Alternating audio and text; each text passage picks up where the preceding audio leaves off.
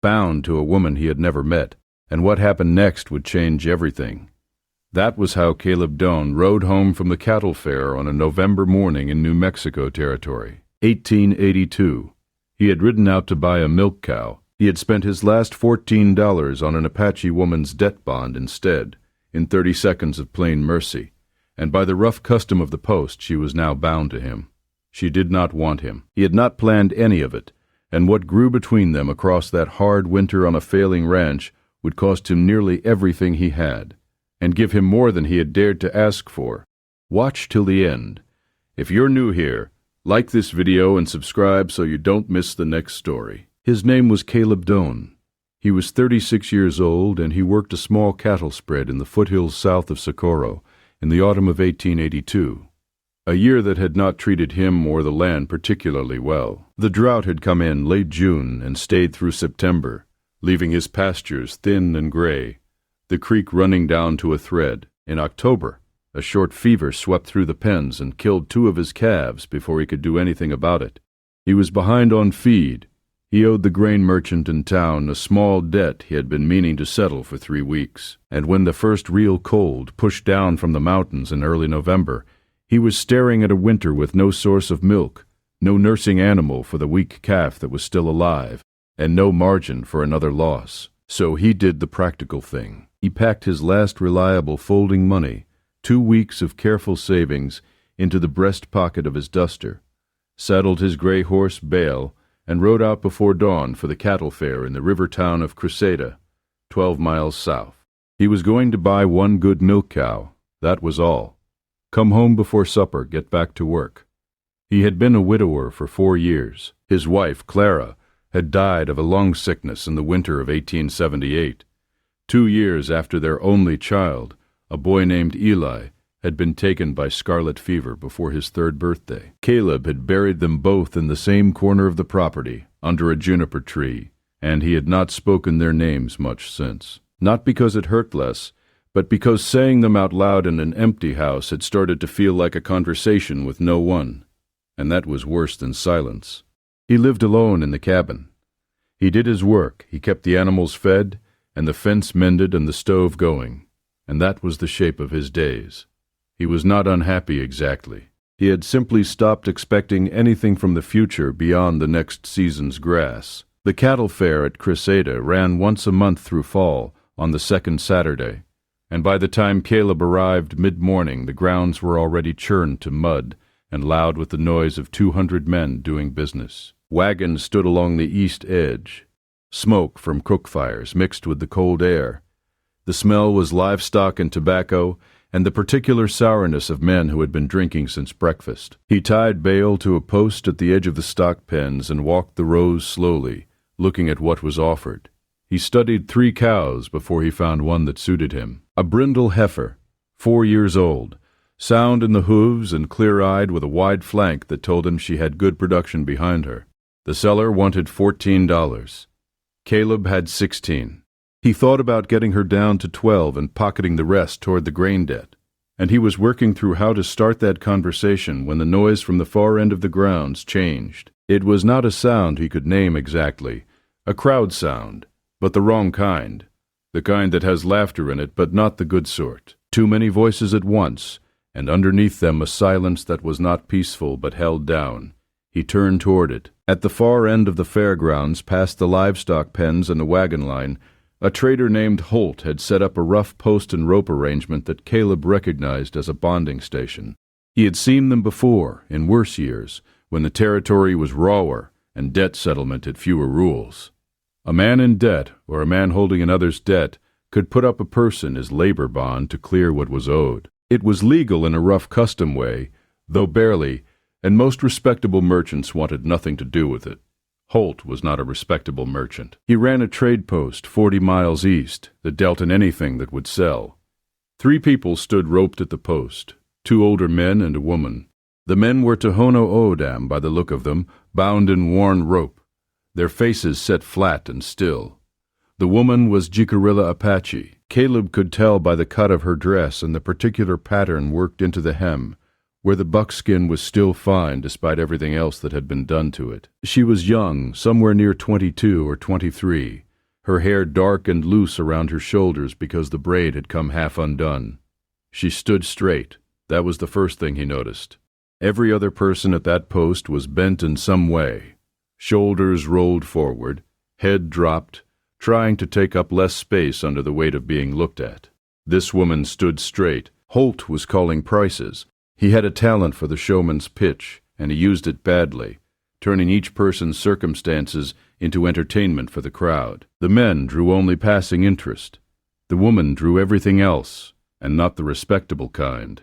Men called out remarks. A few stepped closer. One threw a coin at her feet as if that settled something.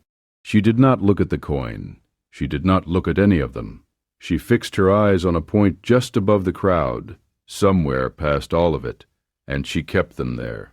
Caleb felt the heat rise in his chest. He had seen this before, different forms of it, during his 2 years riding with a supply outfit that moved through the territorial settlements in the 1870s.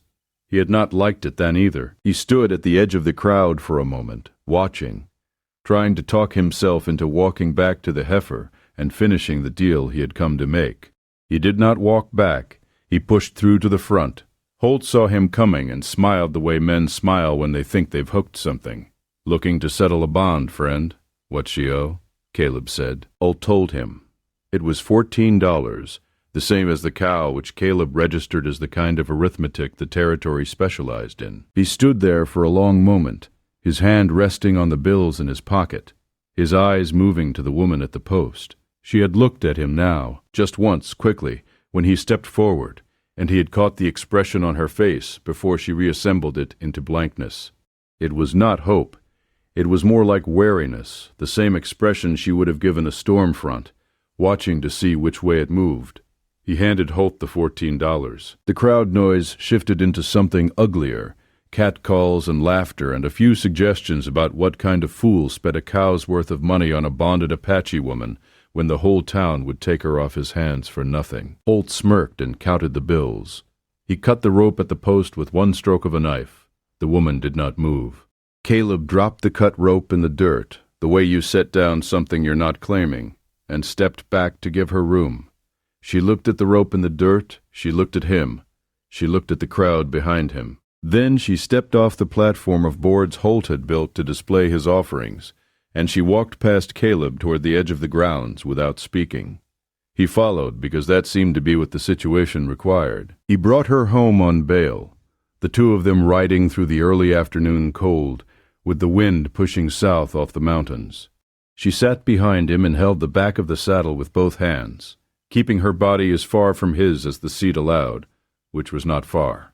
She did not speak. He did not know what language she used, and she did not volunteer it.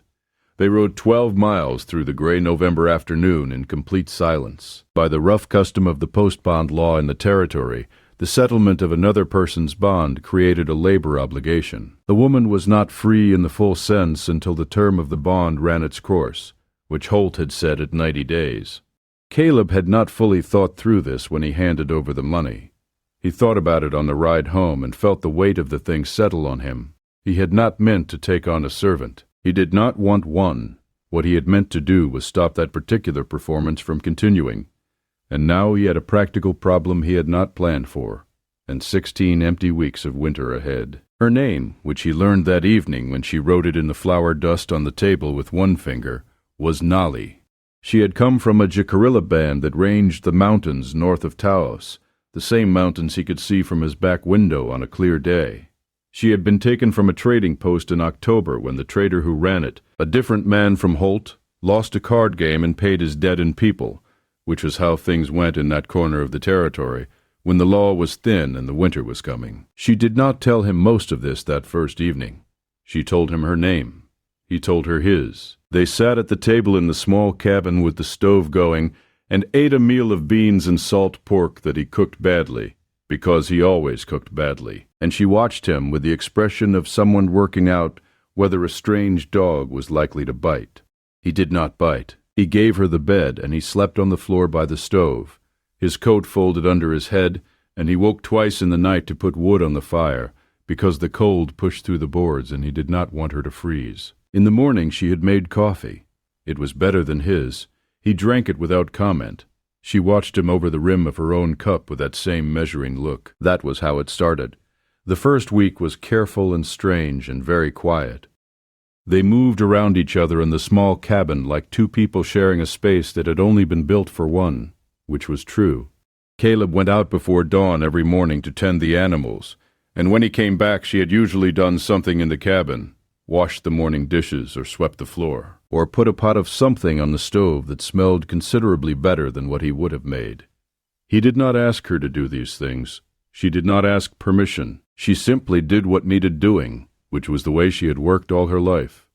The ranch was in worse shape than it looked from the yard, which was saying something because it looked bad from the yard. The lean-to shed on the east side of the barn had a wall that was pulling away from its frame, and the wind came through in a way that was going to kill his remaining livestock before spring if he didn't address it. He had been meaning to fix it for 2 weeks, and hadn't because there was always something else. On the 4th day she walked out to the shed and stood studying the wall with her arms crossed and her head tilted, and when he came out after her she pointed at 2 specific boards that had rotted from the bottom and mimed pulling and replacing with a gesture that was exactly correct. He got the tools.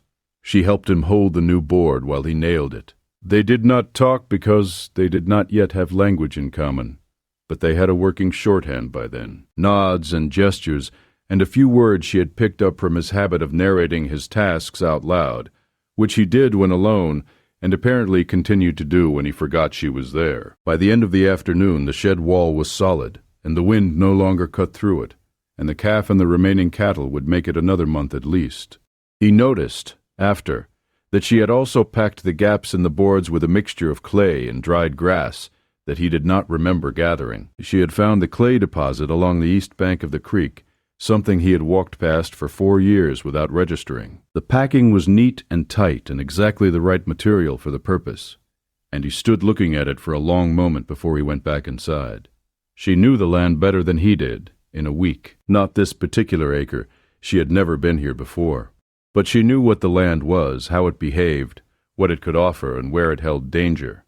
She found the medicinal plants along the creek bed, ones that looked like weeds to him, and dried them on the windowsill in small bundles. She read weather in the way the clouds stacked over the southern mountains, and warned him, twice in that first week, by simply going and pulling the remaining livestock into the barn before he had looked up from whatever he was doing. Both times, 2 hours later, weather came in hard. He started watching her instead of the sky. On the 7th day she crouched by the pen where the weak calf was struggling, and spent 40 minutes working with it, coaxing it to feed from a rag she dipped in water and warm tallow, her hands careful and steady. The calf took to it.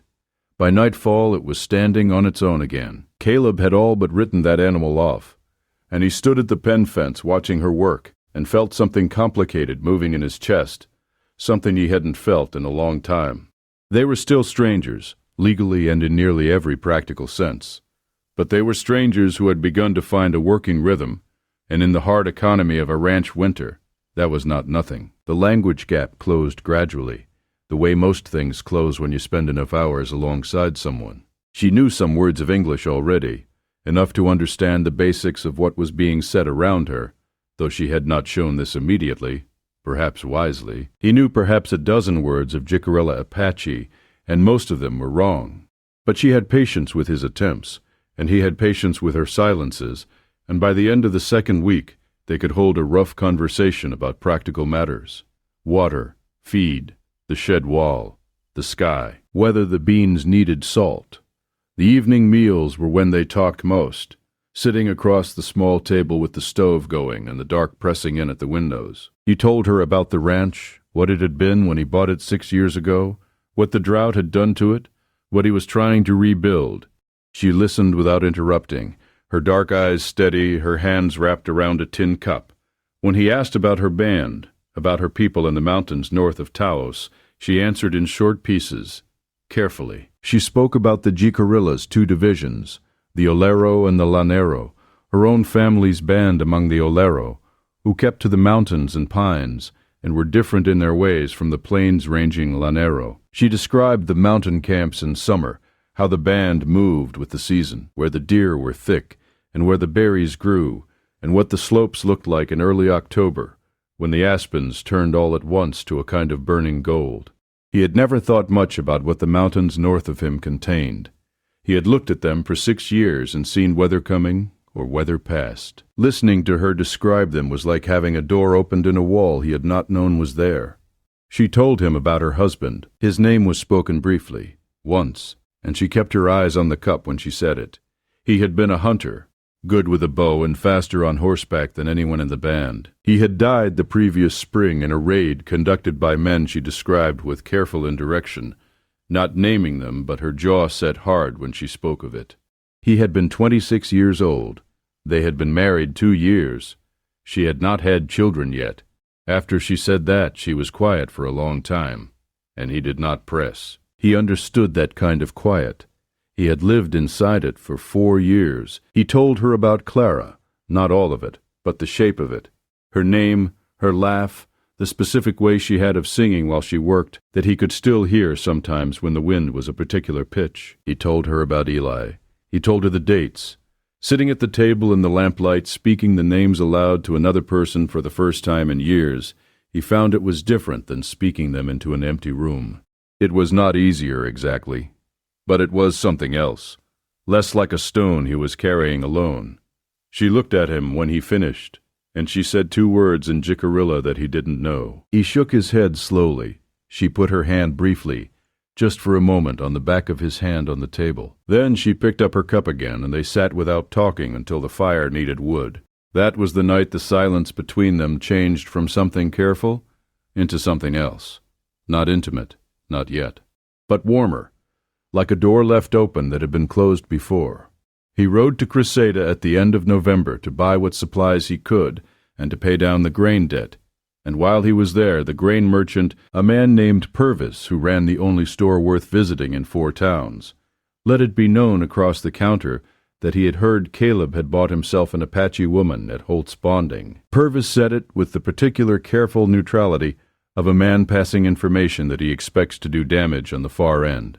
Caleb paid his debt and rode home. The talk was already in the territory before the week was out. He knew how these things moved. Along the fence line and the creek bank, conversations of ranchers who did not have enough to do in winter and compensated by tracking each other's business. 2 men rode out to the property separately within 10 days, ostensibly to check on cattle prices, actually to see what was happening at the Doan place. Both of them were polite in the specific way that frontier men were polite when they were storing something up.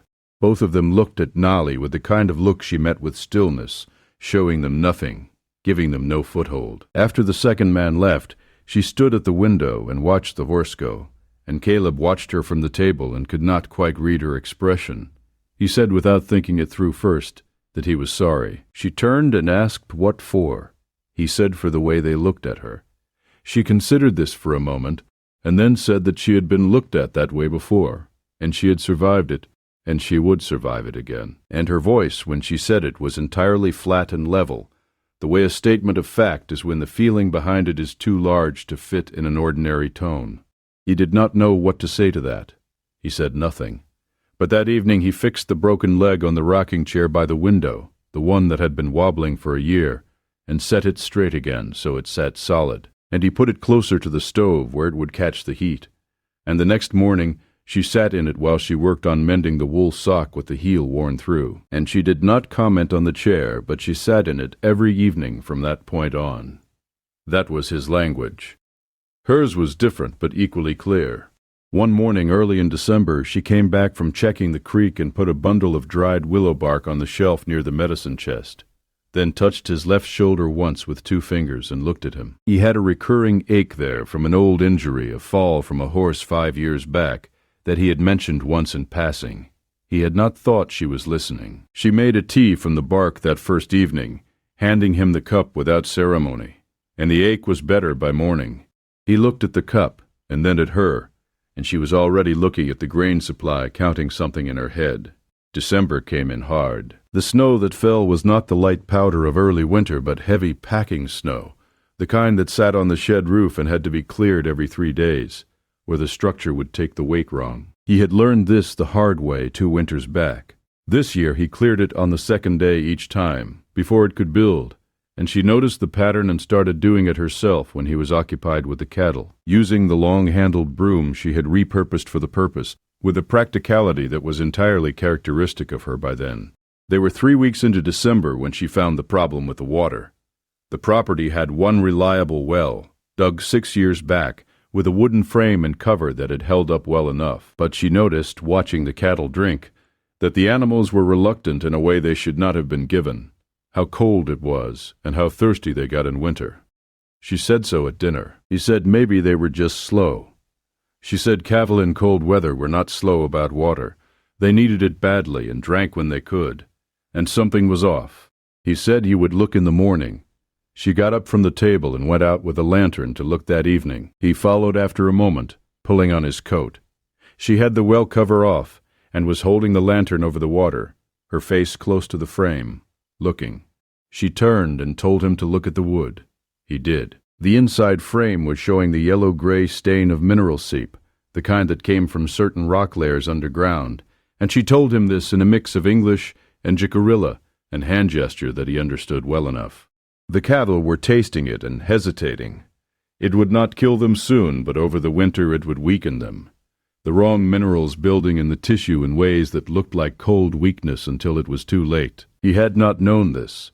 He had no way of knowing this. He had been drinking that water for 6 years, and the slow mineral accumulation in cattle was not something that showed on the surface or in the books he'd had access to. She knew, because the Jicarilla read water. She had learned it from her mother, and her mother from her mother before that, across generations of people who had moved through this precise landscape for longer than the territory had been a territory or a name in anyone's ledger. She showed him where the creek split, a quarter-mile north, where one branch ran clean off granite and the other ran over the mineral seep ground. He redirected the cattle water supply in one afternoon with her guidance. The heifer he'd bought in late November, a different one from a neighbor who owed him a small favor, drank freely from the new run within 2 days. The remaining original cattle followed. By Christmas they were all drinking full and steady. She had saved his herd. Quietly, in the middle of December, without making anything of it, he thought about that a good deal over the following days, the specific quality of what she had done. Not just the practical knowledge, though, that was extraordinary in itself, but the manner of it. She had not waited to be asked. She had not offered the information as leverage or as a thing she was owed payment for. She had seen a problem and addressed it the way a person addresses a problem on land they have a stake in, because the well-being of the animals mattered, and what mattered needed tending. He was not sure before that how she had been thinking of the ranch, as a temporary place, perhaps, as a sentence to serve out until the 90 days were done and she could go. He did not know. He had not asked because asking would have required him to think about it directly, and thinking about it directly meant facing the fact that he did not want her to go, which was a thing he was not quite ready to face. He did not say any of this, but on Christmas Eve he found a cedar branch and set it on the windowsill, the way Clara used to do, and Nali came in from checking the animals and looked at the branch for a moment without speaking, and then she went outside again and came back with 2 small pine cones she set beside it, the Jicarilla practice of marking good times with small offerings of what the land gives. He did not know the significance of the pine cones until she explained it in short words over supper. He sat and listened, and thought that the windowsill looked better with both things on it. The new year came in with more snow and a cold snap that dropped the temperature to something genuinely dangerous for 2 nights running. They spent those nights with the animals, taking shifts to walk the barn and make sure nothing froze, handing the lantern back and forth in the dark, their breath clouding in the cold air. By 3 in the morning on the second night, they were both running on no sleep, and they sat on the straw bales back to back, each bracing the other's weight, and he dozed for an hour that way while she kept the first watch. When she shook him awake for the second shift, her hand on his shoulder, he came up out of sleep slowly, and for a moment, half awake and confused, he thought he was somewhere else, somewhere from before. Then he heard the wind and the cattle moving, and he remembered where he was, and he found unexpectedly that where he was felt all right. January was hard work and deep cold. February was harder. But by then they had fallen into a rhythm that was less careful than the first months, less deliberate, more simply the way two people live when they have been sharing a space long enough that their patterns have worn grooves into the floor. He woke at the same time she did now, or she woke when he did, and there was coffee by the time the boots were on. He had learned which chores she preferred, and she had learned which ones he was stubborn about handling himself. He had stopped narrating his tasks out loud, mostly, though sometimes he forgot and she would catch it and say back one of the words he'd used earlier in the wrong context, and watch his reaction with a dry expression that he had come to understand was her version of humor. She taught him 5 words of Jicarilla a week. He kept a small list in the back of his feed account book. Some of them he remembered, and some of them he got wrong, and she corrected him without unkindness. The word for horse she had to correct 4 times because he kept putting the emphasis in the wrong place, and the 4th time she said it, she put 2 fingers against the side of his jaw to show him where the sound was made, and he felt the correction land the right way, and after that, he had it. He did not think about the touch until later, lying awake by the stove with the cold coming through the floor. And then he thought about it longer than he meant to. He taught her about the ranch accounts, sitting at the table with the ledger between them, going through the numbers. She understood the concept faster than most people he had tried to explain money to, men with years of commerce behind them, and she pointed out the grain merchant's pricing on one particular line, comparing it to a note he'd made the previous year, and identified that Purvis had raised the rate by 8% and not said so. He had not noticed this. He went to Crisada in February and had a conversation with Purvis that resulted in a credit on the account. She also told him things about the land that the land itself had never told him in 6 years. She knew which north-facing slopes held snow longest and could be counted on for cold water into July.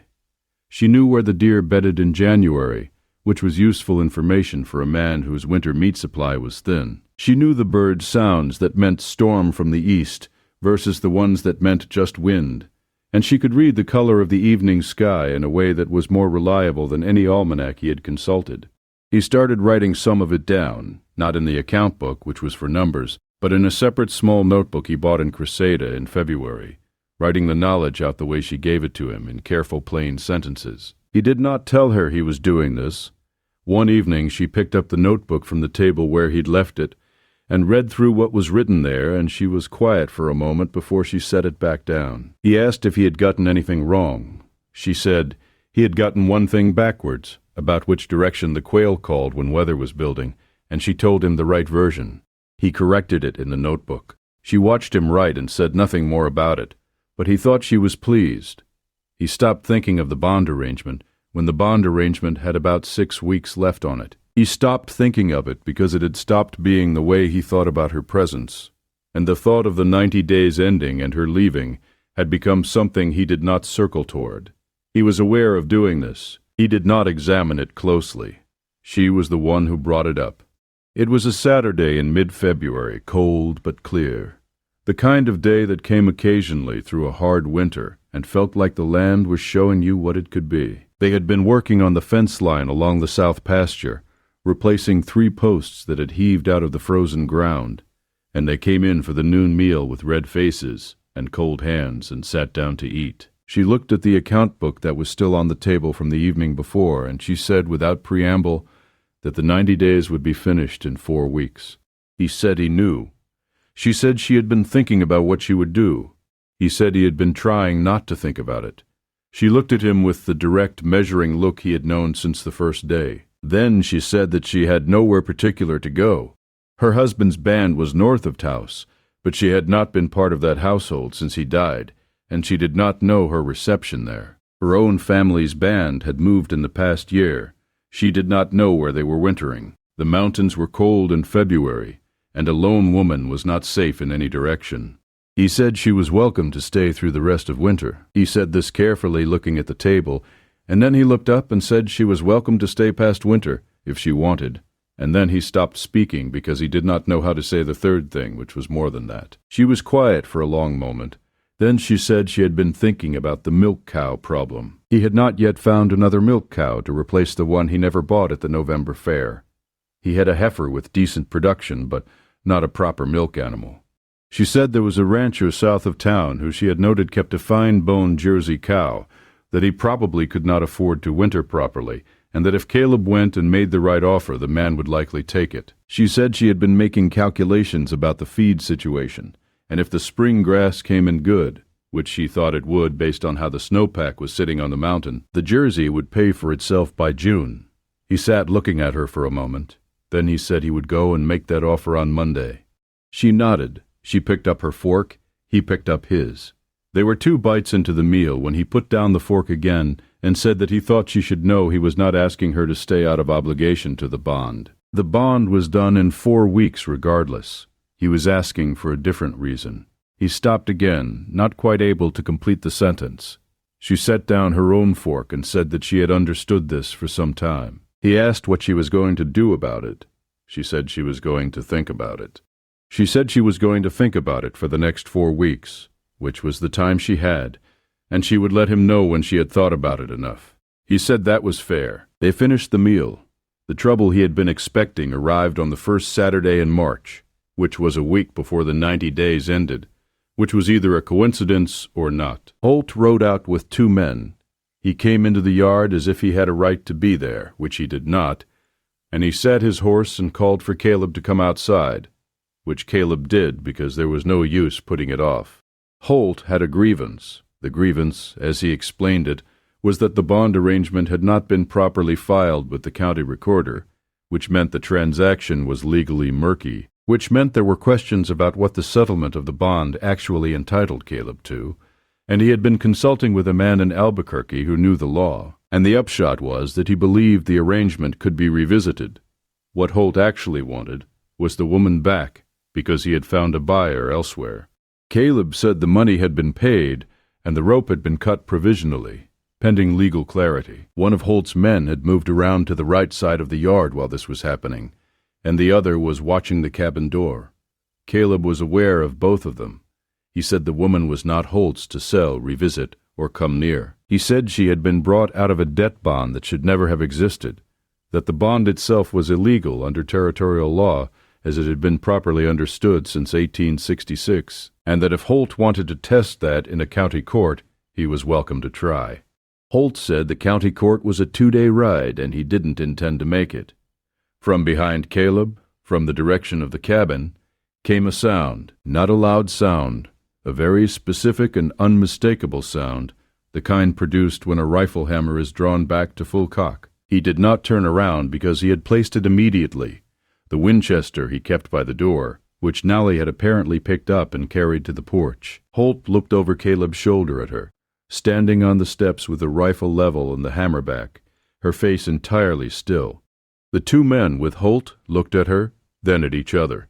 Holt looked back at Caleb. Caleb looked back at Holt. Holt said that he would be speaking with the county recorder. Caleb said he was welcome to the ride. Holt turned his horse and left the yard. His 2 men followed without speaking. Nali stood on the porch until they were past the fence line. Then she lowered the hammer and set the rifle against the wall and went back inside. Caleb came in a few moments later. She was at the stove, her back to him.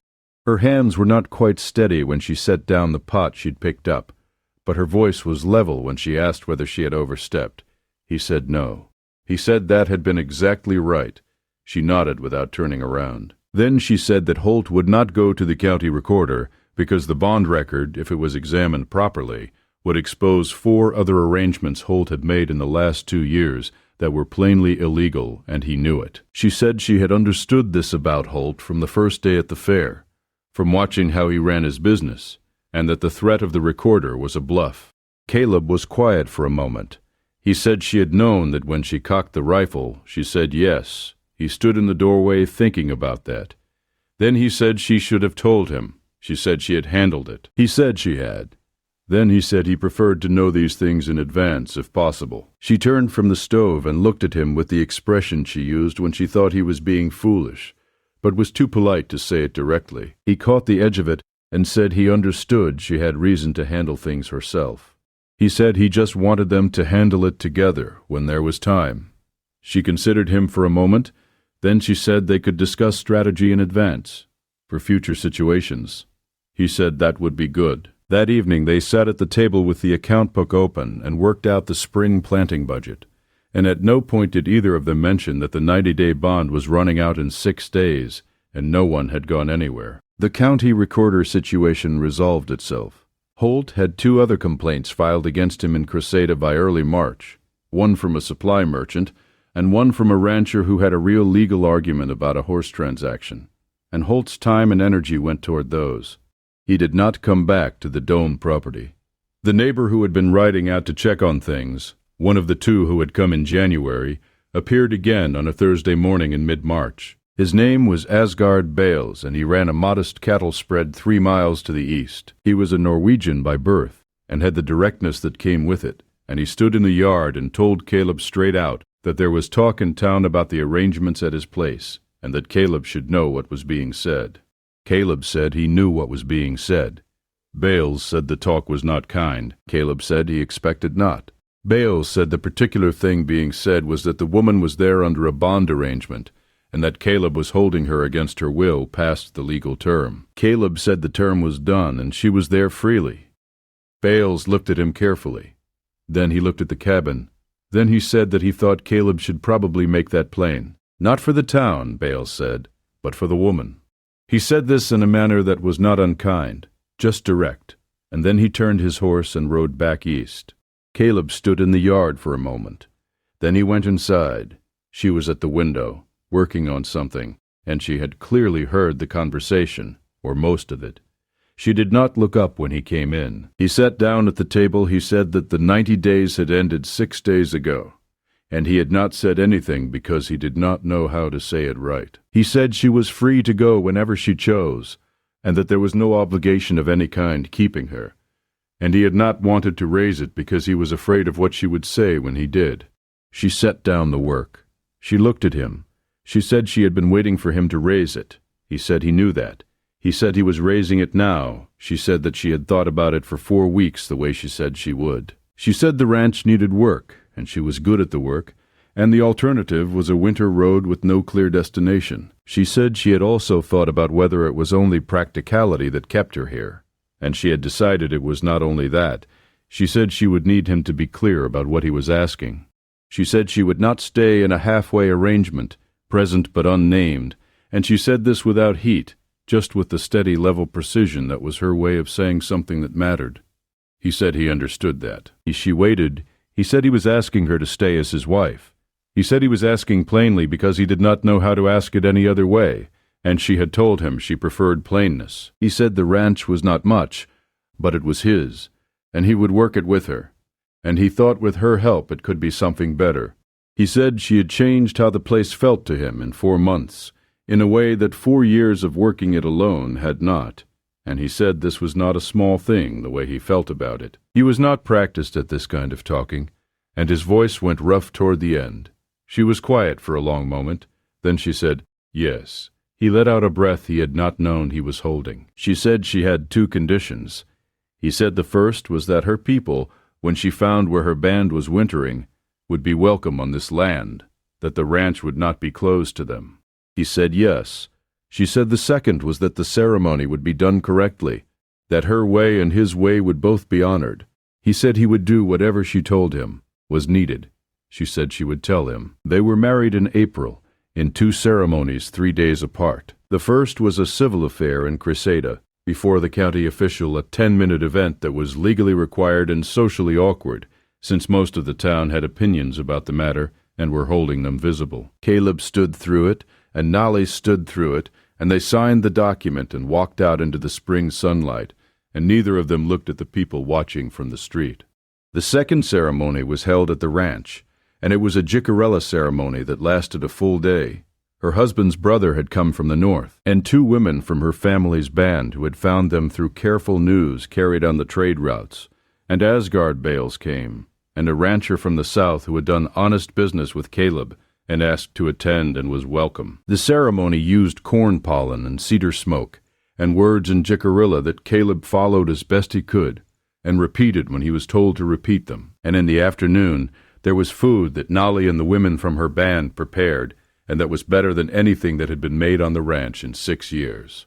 In the evening, after the guests had gone, they stood by the juniper tree at the edge of the property, where Clara and Eli were buried. He had told her about the tree before, where it was and what it marked, and she had never gone there without him. They stood for a while without speaking. Then she took his hand the way she had that evening at the table, briefly, then let go. He had come to understand in 4 months that her way of love was not in large declarations, but in the accumulation of small ones. The willow bark tea, and the well redirection, and the cocked rifle and the seat by the stove, and the corrections to his Jicarilla pronunciation, and the way she read the mountain weather in the morning, and told him what was coming. He thought the accumulation of small things was perhaps the better kind, because it did not run out. The Jersey cow he bought in February gave her first good milk in May. The spring grass came in strong, as Nali had read in the snowpack, and the herd that had been thin and struggling through the worst of the winter came back through the summer in better shape than any year since he'd bought the land. He put in a second water line from the clean branch of the creek. She planted the east slope below the fence line with medicinal plants she had been studying and harvesting, working toward a stock that she said would serve the ranch and anyone who came needing medicine for miles around. By September, they had turned the lean-to shed into a proper second room attached to the south wall, built from good pine cut on the ridge, with a real floor and a window that looked out toward the mountain. It was not large, but it was solid, and it was warm, and when the first autumn cold came down from the hills, she was already inside it, and the cabin did not feel like a place built for one person anymore. He had ridden out in November to buy a milk cow and come home with something the fair had not been selling. He had not known he needed it. He had not known how to name what was missing from the years since the juniper tree. But she had walked into the space of it with her quiet working knowledge of the land, and her patience with his silences, and her willingness to stand on the porch with a rifle cocked, and wait. And she had filled the place so gradually and so completely that by the time he thought to notice, the cold had been out of the cabin for months. He was asked years later by a young rancher who had heard the story somewhere and could not quite believe it, whether he had known what he was doing at that November fair, when he handed the money to Holt and cut the rope. Caleb said no. He said he had known one thing only, which was that he could not walk away. Everything else, the ranch, the winter, the woman herself, all of it had come after that. One moment when he simply could not make himself leave. The young rancher asked if he regretted it. Caleb was quiet for a moment. He was sitting on the porch of the cabin by then, the same porch where she had stood with the rifle, and the light was falling across the south pasture, the way it did in late afternoon in autumn, warm and slanted and the color of old gold. He said the only thing he regretted was spending the 4 weeks between January and February not saying the thing he was trying to say. The young rancher asked what thing that was. Caleb said he had not found the words for it at the time. He said the words were plain enough now, but they had been hard to reach then, for a man who had spent 4 years living inside silence. The young rancher waited. Caleb said he had ridden out that November to buy a milk cow and come home with everything he had not known was missing. He said that was the best arithmetic he had ever done, even if he had not done it on purpose. He got up from the porch chair then. There was work to get back to, as there always was. The light was still good. The mountains were showing their early October color, the aspens turning on the upper slopes the way she had described them the first winter they spent in the cabin together. A burning gold that came all at once and did not last long, which was why you had to look at it when it was there. He went inside. The stove was going. The cabin smelled of cedar and coffee, and the good specific smell of a home that is lived in by people who have made it their own, which is the best smell a home can have, and the one that takes the longest to earn.